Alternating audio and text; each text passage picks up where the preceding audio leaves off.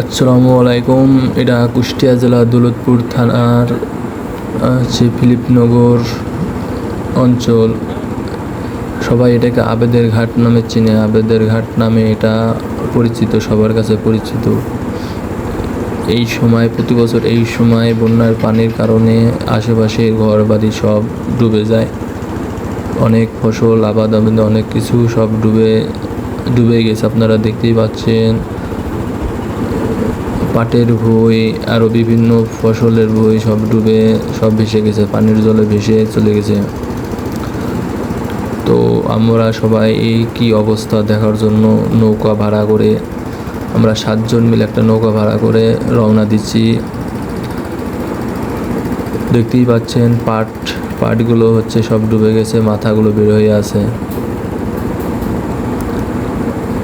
আহারে, মানুষের কত কষ্ট। চারিদিকে পানি, থই থই পানি। একদিকে সৌন্দর্য, অপরদিকে করুণ দশা, মানুষের করুণ দশা।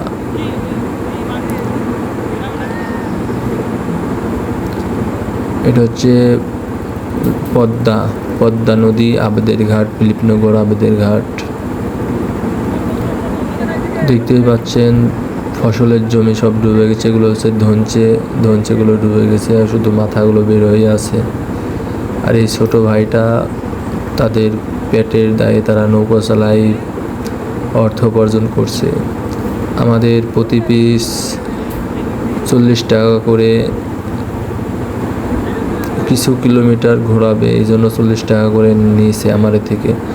আর সামনেই দেখতে পাচ্ছেন একটা ছোট নৌকা, ওইখানে কয়েকজন মিলে, মেয়ে ছেলে উভয়ে মিলে তারা অনেক দূরে এসেছে একটু ব্যতিক্রম আনন্দ করার জন্য। আমরা তাকে ডিস্টার্ব করলাম না, তাদেরকে ছেড়ে দিয়ে আমরা পাশ দিয়ে চলে গেলাম।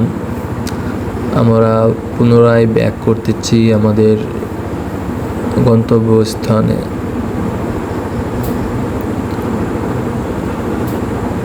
আরে থই থই পানি। আর এখান থেকে দেখা যায় রূপপুর পারমাণবিক বিদ্যুৎ কেন্দ্রের চুল্লি, 4টা চুল্লি দেখা যায় এখান থেকেই। আমাদের মাঝে উপস্থিত ছিল সুমন, মিন্টু, হৃদয়, ফিরোজ, নয়ন, জুয়েল, মিজান। আরও ছিল নৌকার 3 জন ছিল। একটা ছোট ভাই, যাকে সামনেই দেখতে পাচ্ছেন, তার কঠিন সাহস। আর 2 চাচা।